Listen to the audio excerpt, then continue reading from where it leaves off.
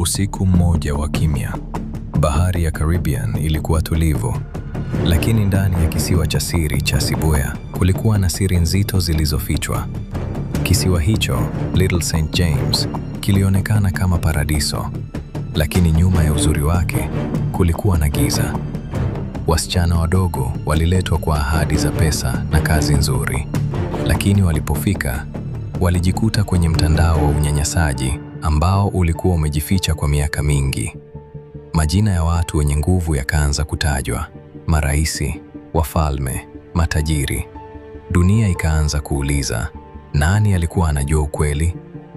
Mwaka 2019, Epstein alikamatwa.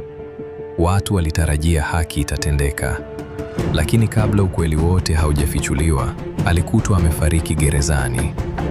Hadi leo, maswali bado yapo. Je, ni nani walikuwa nyuma yake? Na ni siri gani bado zimefichwa? Hii si hadithi ya kawaida, ni moja ya mafumbo makubwa ya dunia ya kisasa.